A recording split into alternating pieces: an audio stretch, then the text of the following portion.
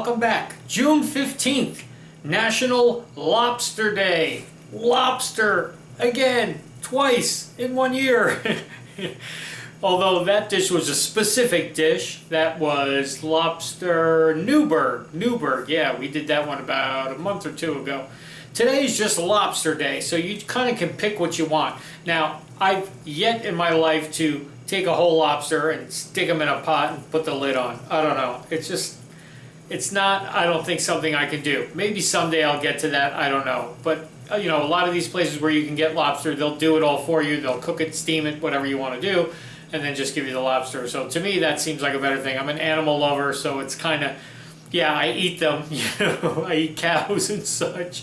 So it's not like I'm a vegetarian or anything. I'm not, you know, so, but I am an animal lover, and to put it into a pot of water, I don't know. Anyway, I'm just blabbering here now. So anyway, we got some nice lobster tails here.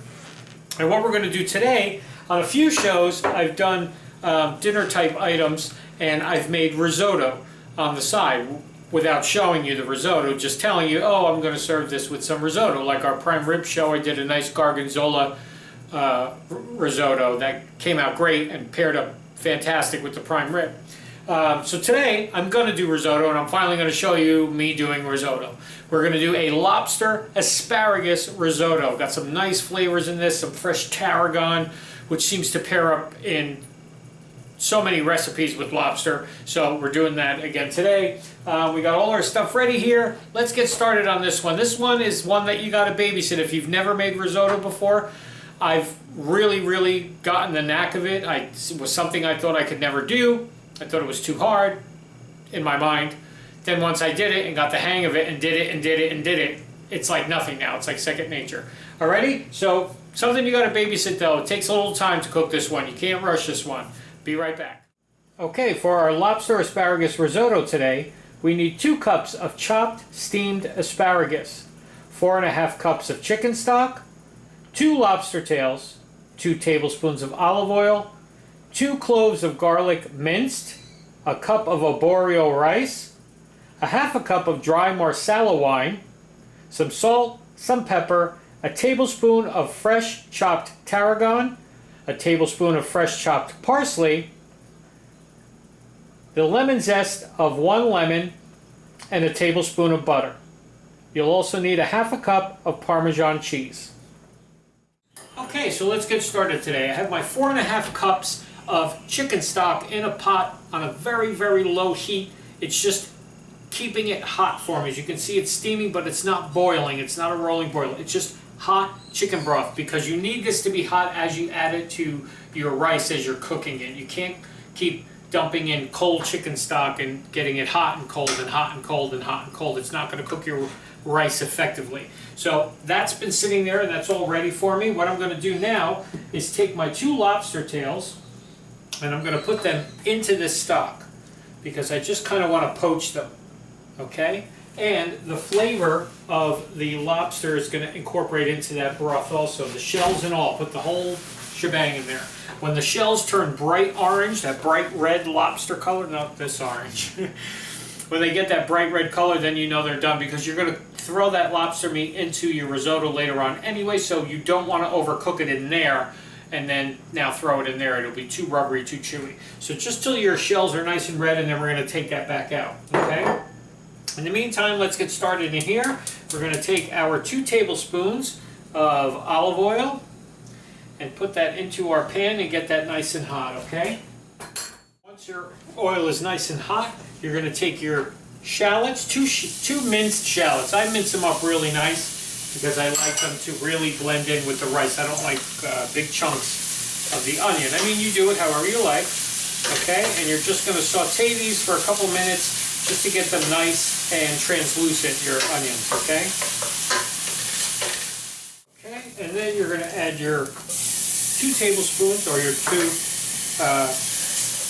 not tablespoons, 2 cloves of garlic minced, okay?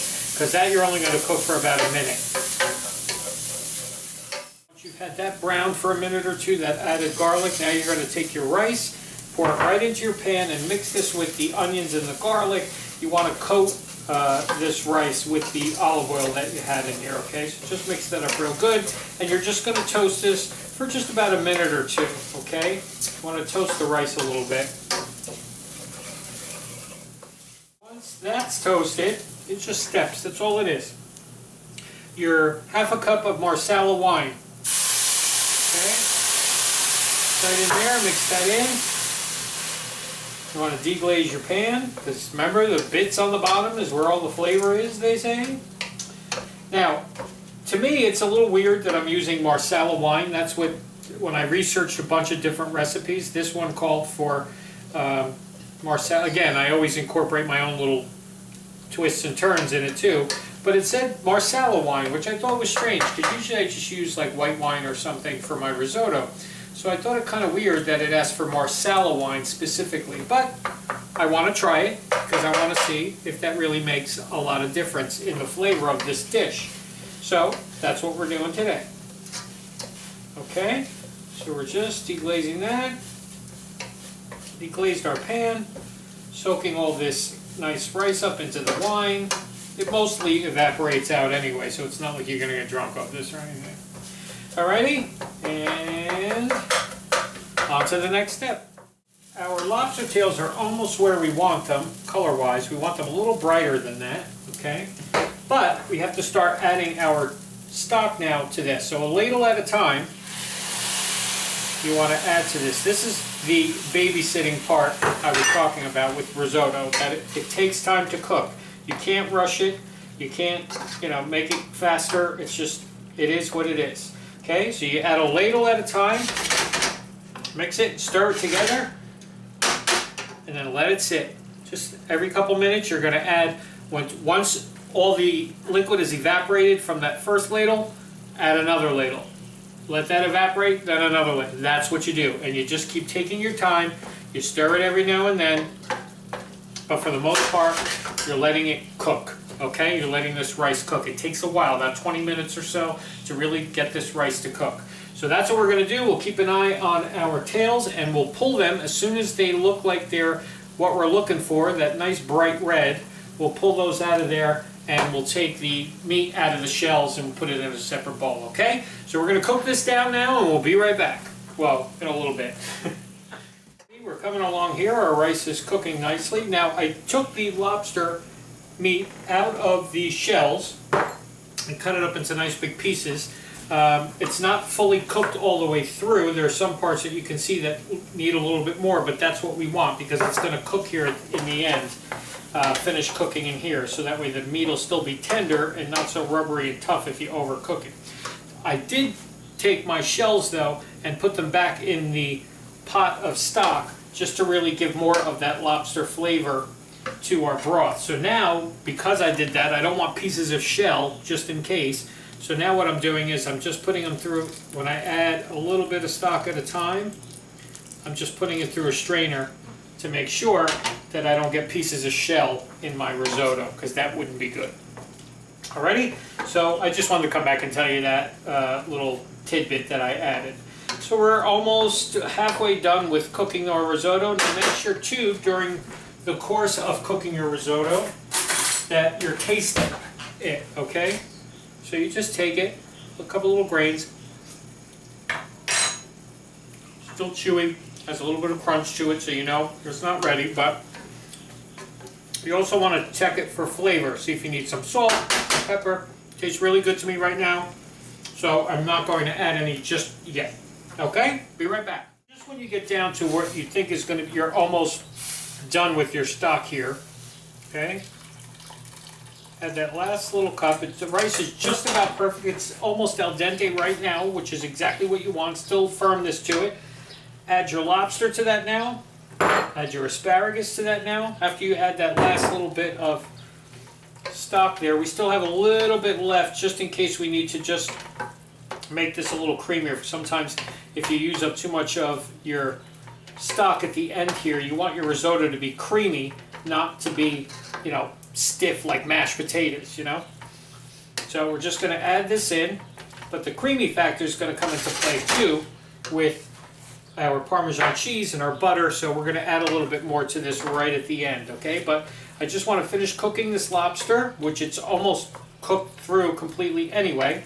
The asparagus I steamed ahead of time. I did it with one of those microwave steamer bags. They're awesome. If you've never tried them, try one of those for any vegetables. I mean, it really works great. You don't have to sit here and wait for the thing to cook. I mean, 2.5 minutes, I had perfectly steamed, still crisp asparagus. Perfect. Okay, so we add that to that. Now to this, I'm going to add, I should probably taste it first, just to make sure if it needs salt or pepper. Doesn't need salt. We'll give it a little shot of pepper. Okay, and then we're going to add our chopped tarragon and our parsley, our lemon zest, and our butter. Okay, and we're just going to add that right to this at the end here. Okay, clank, clank, clank. I know. And just give that a good mix together. Okay. Alrighty, I added what little stock I had left because see, you want your risotto to be kind of runny. You don't want it, like I said, firm like mashed potatoes or something, okay? You want a nice, creamy, runny risotto. Parmesan cheese last. Now I know a lot of people don't like to add Parm cheese to their shellfish. They think one overpowers the other, but it is risotto, and to me it needs Parmesan cheese, and there ain't nothing that I wouldn't put cheese on to begin with, period. Okay? And I mean anything. So we just add that in, take it off the heat now. It's all going to incorporate together and make this nice creamy mixture with the rice and the lobster. Perfect. There's our risotto. Lobster asparagus risotto. Let me get a plate this up, and let's eat this one. I think I'm going to go outside with a glass of wine to eat this one. Be right back. Alright, so if you're nice enough to have an outdoor area to sit and enjoy your lunch on a gorgeous day like today, why not do it? Got a little Pinot Grigio here to have with our risotto. I always like to keep a bottle in the fridge just in case, okay? Let's give this one a taste today. See what we got here. Nice big chunks of lobster. Oh. You get that kick of the tarragon, which we've done in other dishes before, which I love. Gives it that little bit of licorice-y kind of flavor. You definitely taste the lemon zest in this as well. It's cooked perfectly. Still has that little bit of bite to it, like risotto should. The asparagus, everything. Perfect. Would definitely do this one again, especially if lobster's on sale, which it wasn't, but I would do it again. You know, you could probably do this with shrimp too, and it'd probably be really good. All right, everybody. National Lobster Day. Have some lobster, whether you eat a whole lobster, a part of a lobster, the tail of a lobster, risotto with lobster, who cares? Eat some lobster. See you tomorrow, everybody. Oh, cheers. I should take a sip of my wine, right? Pairs perfectly. See you tomorrow.